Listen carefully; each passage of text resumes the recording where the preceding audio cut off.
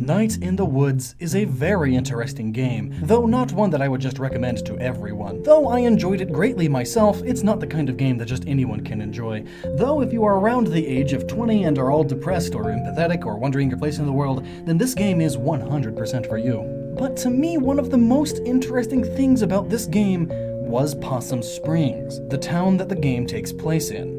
It's one of the most interesting, unique, realistic, and relatable settings in a video game that I have played. So yes, there will be spoilers here, but nothing super major, at least not until later. So, let's learn about Possum Springs and its inspiration from the sad reality that is the Rust Belt. Now, maybe it's just me and my West Coast education, but I haven't heard the term Rust Belt until just about a year ago. And as I think about this, I feel like this video may be common knowledge to those who live in it. But for me, and I assume many of the rest on this side of the country, it's all new information. But even though I had no idea what a Rust Belt was when I first heard it, thankfully I was able to piece together where it was just by the name of it. It's this area of the United States, mainly Michigan, Indiana, and Ohio, but also crossing into Pennsylvania, Illinois, and western New York. And it gets the name Rust Belt because, well, basically, it's falling apart. The most famous city in the Rust Belt is, of course, Detroit. So think about everything famous and well-known about Detroit, but spread that throughout small towns scattered across that part of the country. Here we see the modern ruins of a prosperous past. In the mid-20th century, this part of America was at its richest. Its factories and mines were pumping out products left and right, and the big ones too. Coal, cars, construction equipment, machinery, steel, lumber, everything. And this is reflected in Night in the Woods well. Possum Springs was a mining town, and the locals are proud of it, spanning murals of their prosperous time along the walls and erecting monuments. Their local sports team are the Smelters, named after their once prosperous smelting facilities in the area. And the older citizens refer to the good old days frequently. These older citizens mostly would have been from the baby boomer generation, the time when this area was at its most prosperous. They grew up in an ever-improving world of high middle-class living, only for things to come crumbling down in their adulthood.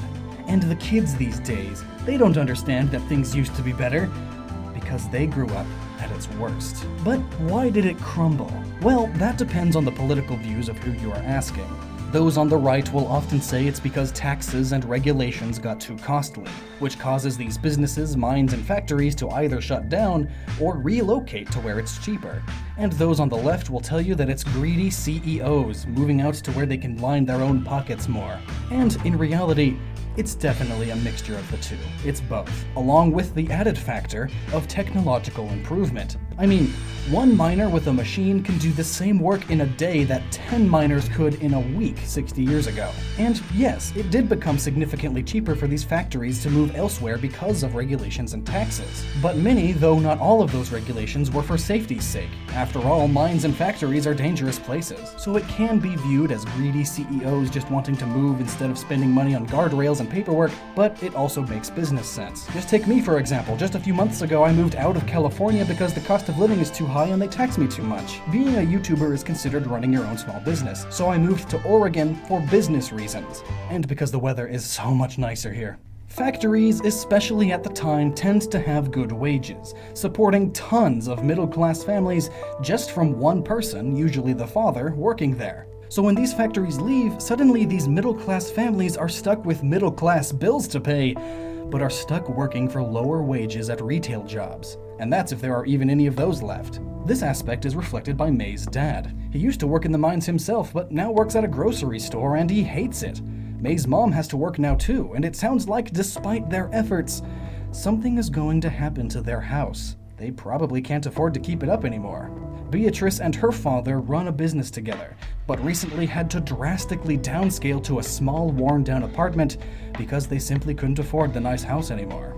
The Rust Belt is full of empty houses, especially nicer empty houses, at least they used to be nicer. All of the middle and higher class people left, or dropped into the lower class. Foreclosures skyrocketed, and most people could no longer afford to keep their houses. The same goes for parks, schools, and businesses, Because if people can barely afford their small houses and apartments, then they don't have leftover money to spend at other businesses, so those businesses don't make enough money to stay afloat. So they either fail or move out to a more prosperous area, leaving the Rust Belt town even more empty and worn down. At one point, you drive for an hour just to get to a mall, a nicer place to shop and hang out, but even it is a bit run down and empty. And this is the point in the game that resonated with me the most, because this particular aspect is happening across the country, not just in the Rust Belt. Malls suck nowadays, at least compared to how they used to be. And why? Well, Beatrice says it pretty clearly: because of the internet. There are many articles and predictions from economists that state that a mall-pocalypse is about to happen. It's just around the corner. Multiple mall chain stores can no longer afford to keep running. They can't compete with internet prices and still pay mall rent. Malls charge a lot for rent and haven't really adapted to the times. Most of them don't even realize that they are killing themselves. And while it's hitting malls hardest, the same thing is happening to outlet stores and small businesses in general. The internet is making them obsolete. But while this is hitting the entire nation, it hits the Rust Belt especially hard, since it's almost all they have left. Another point that gets brought up is that the small local businesses are closing first, and they are being replaced with major chain businesses like the Snack Falcon. Seeing this made me relive a bit of culture shock I had a year ago when I first visited Oregon. I had no idea that so many local businesses could exist in one area. My hometown in California is 95% chain stores and restaurants, because the only ones that can afford to exist there are the ones with major corporate backing. But the problem with that is, when you, say, buy a Starbucks coffee at a Walmart, most of that money is going to another part of the country where their headquarters are based, or maybe even out of the country where their headquarters are based. But when you buy a local thing from a local store, all of your money is going to be used to further advance your own local area. You are supporting your local area. That's why there's so much emphasis on buy local. But at this point, the Rust Belt can't afford to support local, because there are so few local businesses there these days, as only major chains can afford to be there. And so it's a cycle, and the people get poorer and poorer. And these effects are well shown in Night in the Woods. Firstly, everything is run down, but also there are lottery ads all over. Notably, the poorer you are, the more likely you are to buy lottery tickets, and lottery companies know this and prey on the poor for their dollar. Lots of the young adults here, especially Beatrice, wished that they could afford to have gone to college at all, but they can't. Too expensive. New technology is expensive too, and even though the game takes place in 2017, most of the tech in the world is outdated from the early aughts. People can't afford to keep up. One of the most prosperous and well-kept local businesses in Possum Springs appears to be the pawn shop, likely because the poor citizens are selling their more valuable belongings to afford food. Another interesting yet obvious statistic is that pawn shops also do better the more poor a particular area is. Also, the poorer an area is, the statistics of crime and drug use skyrocket as well, which is also why the even shadier pawn shops in such areas do well. And this is also referenced by May's friend Casey apparently being in the meth-making business. Another trait of the Rust Belt is sinkholes, which is a recurring point in Night in the Woods too. It's why there is so much construction going on, repairing the sinkholes. The reason sinkholes are such a big problem in this part of the world is because of all of the old abandoned mines just sitting there, empty, slowly eroding holes underground. The surface ground can only stay up for so long. And this segues nicely into the spoileriest part of this video. It's about the underground cult, which, theory, I'm pretty sure consists mostly of the city council members. Though they are the antagonists of the game, I feel like they fit into the relatable category of villains. The ones that have a good point and good intentions and are relatable and understandable, but go about things in not the best way. In this case, they discovered that a sinkhole within one of the abandoned mines leads to an eldritch horror known as the Black Goat, and when they sacrifice someone to it, their town prospers for just a little while. So the connection between them and the city council is obvious. They are the only two groups we see in the game, and they both have the same goal: make the town great again. And there we go, I said it, make the town great again. Let's go political. The way I found out about the term Rust Belt is the same way many other people first found out about it. the 2016 US presidential elections. It was the unexpected twist of Rust Belt states turning red that caused Trump to be elected. If you go back and look at these political maps, it's easy to see that while the Rust Belt contains a few swing states, they tend to be bluer. The few times they do go red is when the entire country has a very obvious preference.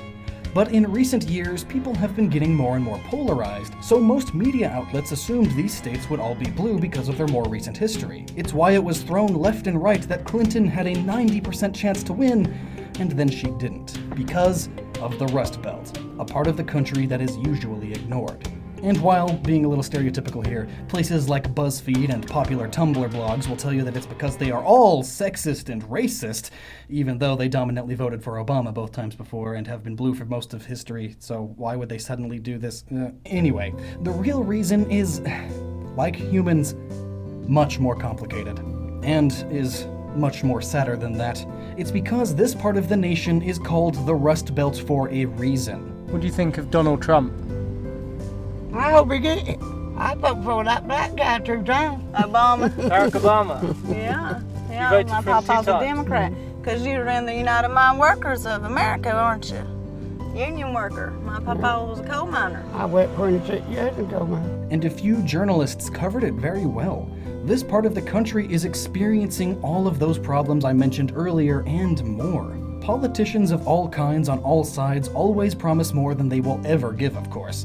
But Obama's campaign in particular was one of hope. Hope and change. Which is exactly what the whole Rust Belt wanted at that time, and still wants. They hope for a change that will make their part of the country great again. Lived in this county for 82 years, and the Democrats, you can look at it. You can look at it. And after Obama made those promises and fixed almost nothing, well, what's the point in voting for Hillary? One of the major flaws that political analyzers on all sides point to in Hillary's campaign was that she offered very little change. She stood for basically everything that Obama did. Little more, little less. And since Obama did very little for this part of the country, why would Hillary? In fact, Hillary went out of her way to state that she wanted to shut down the last of the coal mines. Because we're going to put a lot of coal miners and coal companies out of business. Meanwhile, Trump went out of his way to appeal to the Rust Belt, claiming that he wants to bring those jobs back and make that area great again, which is exactly what the people there want, and what many of them want more than anything. They can look past the flaws that the media pounds and pounds upon constantly because they see voting for him as the greater good for them. And even if he didn't campaign in that area exactly, many political analysts still believe that these states would have voted for him because he still represents some form of change. At least something will be different. At least there will be some, even if minor, some small chance that things will get better for them. And that's all these people want right now. Change for the better instead of the constant decline and instead of being ignored. And before the comments turn into a dumpster fire for me daring to say anything remotely, vaguely, slightly positive about Trump, I know, of course he isn't actually doing anything to help at all. In fact, a few of the government programs that he is cutting the funding from are programs specifically made to help that region do better. Welcome to Politics 101. Every politician on every side ever promises more than they will ever be able to do. But the politics of the region and even the rest of the country are well portrayed in Night in the Woods too, albeit subtly. Both the Rust Belt and Possum Springs share a certain dynamic between conservatism and liberalism. The older generation is religious, with churches everywhere. Christendom, in the broadest sense, has both a form of conservatism and generosity involved, though not through liberal means. What I mean is, politically speaking, Christians and even just religious people in general tend to vote more conservatively, yet at the same time tend to be significantly more involved in charity organizations and do more things to help the homeless and such. And you'll notice that the majority of the characters involved in the church, even remotely, are much older. Meanwhile, the discussions you have about spirituality with the younger characters reveal that they tend to go either agnostic or atheist. This, along with the political ideologies we know of in the game, such as B being part of the Young Socialists, goes in line with what is currently happening. Many of the older generations tend to be more conservative in general, while the younger generation right now seems to be the most liberal they've been in modern history. Part of it is due to polarization, of course, but it's also because of, well, everything. Politics, especially in the broadest and generational sense, tends to be complicated. Nobody is purely one thing, everyone is a shade of gray. Or perhaps purple, you could say. Near the end of the game, we see Beatrice talk about the old cult people wanting to gain back the world of a past that barely existed, which is very accurate to how many younger people these days see the older generation. You see on the news older people talking about their glory days, about their booming businesses, about Ronald Reagan, about a time where they could walk into a store with conviction and get a job immediately, a time where things were only getting better. More than anything, the world you grow up in and spend your young adult life in becomes your normal. It makes you who you are. So, kids these days, they don't know, does have some merit to it. Kids these days grow up in a post-9/11 world that is already falling apart, and ghost towns are all over the place now. This is the new normal, and many younger people can't even fathom it being any different. Much like Beatrice, they may have terrible childhoods, working extra hard just to be able to eat TV dinners. If only those businesses had stayed, then things would be better. But they are gone now. Those CEOs and those businesses ruined everything. It's their fault. Forget the business sector. Capitalism ruined everything. The government should help the social sector, so that my life would be better, and so it's more fair. And thus, a socialist is born. This is also exactly why we have phases and flip-flopping political views throughout the generations. Kids grow up being raised by their parents from 1 or 2 generations behind. Plus, they grow up in a world that is being mainly affected and controlled by the previous 2 generations. And because most of us are little rebels, at least on the inside, we want to be different, unique, make a name for ourselves. So we go against that. And while what classifies as conservative versus liberal has changed over the generations, it's notable that baby boomers were, for the time, very liberal. But in turn, they raised Generation X, a much more balanced but leaning a bit towards conservatism generation. By today's standards, though, both fall into conservatism much more, and that factor, along with being raised by boomers and Gen Xers, the millennial generation is the most liberal generation possibly in history. The main characters in Night in the Woods would fall into the very tail end of this generation, and being raised in a more extreme environment of any kind affects your outcome too. In their case, it makes sense that they would lean towards the left. They are living in a falling apart city whose older inhabitants are much more conservative, and from their perspective, are stuck in the past. And because the more conservative government doesn't seem to be interested in helping, well, it just makes sense to do the opposite. And here's a tangential fun fact: the more extreme left views of millennials and early Gen Z kids in general seems to be leading to the bulk of Generation Z being the most conservative generation since the 1940s. At least, according to political, pop media trend, financial, and generational analysts. It just keeps flip-flopping. And speaking of analysts, not to jump on any fear trains, but I've read more than a few times and even did my 6-month-long final project in high school on the prediction that California is going to become the next sort of Rust Belt, which, looking at my hometown, I can see 100%. The politics and policies that definitely benefit Southern California are destroying Northern California.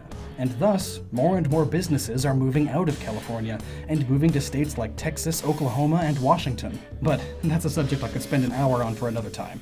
To summarize, oftentimes people who live in the area I do, the West Coast, will have no idea about the problems and politics of the Rust Belt.